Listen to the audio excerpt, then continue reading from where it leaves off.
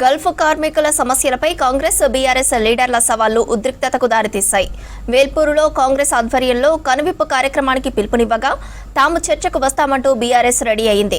రెండు వర్గాలు పోటాపోటీగా రావడంతో కొద్దిసేపు టెన్షన్ పరిస్థితులు ఏర్పడ్డాయి.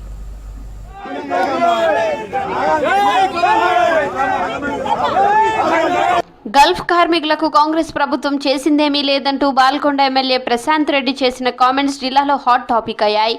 బీఆర్ఎస్ హయాంలోనే గల్ఫ్ కార్మికులను ఆదుకున్నామంటూ ప్రశాంత్ రెడ్డి చేసిన కామెంట్స్ ను కాంగ్రెస్ నేతలు తప్పుబట్టారు. 165 మంది గల్ఫ్ కార్మిక కుటుంబాలకు కాంగ్రెస్ ప్రభుత్వం 5 లక్షల సాయం చేసిన విషయాన్ని గుర్తు చేశారు DCC president Manala Mohan Reddy. BRS నేతలకు కనువిప్పు కలగాలంటూ ఇవాళ కార్యక్రమానికి పిలుపునిచ్చారు మోహన్ రెడ్డి. వేల్పూర్కి వస్తామని చెప్పినాం. అక్కడికి రాలేకపోగా ఇంకా వాళ్ళ చెంచాలతోటి తప్పుడు మాటలు మాట్లాడిస్తుంటే నేను నిన్న ఒక అప్పీల్ చేసిన, టీఆర్ఎస్ శ్రేణులారా మీ ఎమ్మెల్యేతోటి రాండి అని చెప్పిన. ఎందుకు రమ్మన్నా, సంక్షేమాలపైన నాకు నమ్మకం ఉంది. ఆ నమ్మకం ఉంది కాబట్టే నేను ఎక్కడికైనా వస్తా అని చెప్పిన. అది గుర్తుంచుకొని కానీ ఇలా తప్పించుకొని పోయిండు.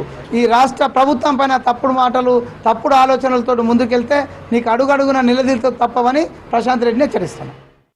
కనువిప్పు కార్యక్రమానికి కాంగ్రెస్ శ్రేణులు భారీగా వేల్పూరు చేరుకున్నాయి. వాళ్లను పోలీసులు అడ్డుకోవడంతో ఉద్రిక్తత ఏర్పడింది. ఓ మహిళా కార్యకర్తను సీఐ తోసేయడంతో కొద్దిసేపు టెన్షన్ చోటు చేసుకుంది. ముందుగానే ఆంక్షలు విధించి కాంగ్రెస్ నాయకులు మోహన్ రెడ్డి, సునీల్ రెడ్డిలను హౌస్ అరెస్ట్ చేశారు పోలీసులు. పోలీసుల ఆంక్షలకు వ్యతిరేకంగా బీఆర్ఎస్ నేతలు ఆందోళనకు దిగారు. కర్రలతో పోలీసులను అడ్డుకునే ప్రయత్నం చేయడంతో కొద్దిసేపు ఉద్రిక్తత ఏర్పడింది. రెండు పార్టీల కార్యకర్తలను పోలీసులు అదుపులోకి తీసుకోవడంతో పరిస్థితి సద్దుమణిగింది.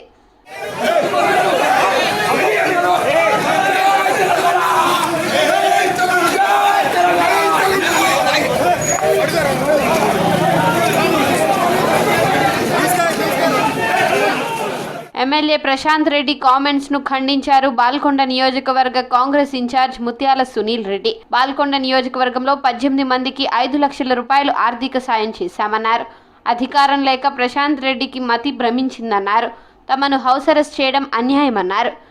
5 లక్షలు ఎటువంటి పైరవి లేకుండా మా చుట్టూ లీడర్ల చుట్టూ తిరగకుండా కలెక్టర్ ఆఫీస్కి వెళ్ళి దరఖాస్తు పెట్టుకుంటే నేరుగా వాళ్ళ అకౌంట్లో వచ్చి చెక్ రూపంలో కాదు, చెక్ రూపంలో ఇస్తే షో వేసుకోవద్దని ఉద్దేశంతో నేరుగా అకౌంట్లలో ఎలక్ట్రానిక్ ట్రాన్స్ఫర్ చేస్తుంటే ప్రశాంత్ రెడ్డికి అన్నీ తెలిసి కూడా గల్ఫ్ కార్మికులను మోసం చేస్తున్నట్టు ఆరోపించారు.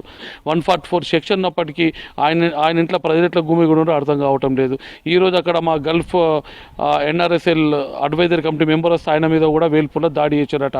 మరి దీనికి సిపి గారు పోలీసులందరూ కూడా ఒక జవాబు చెప్పాల్సిన అవసరం ఉన్నది. గల్ఫ్ కార్మికుల సమస్యలపై ఎవరేం చేశారో చర్చించడానికి ఎప్పుడైనా సిద్ధమంటున్నారు కాంగ్రెస్ లీడర్లు.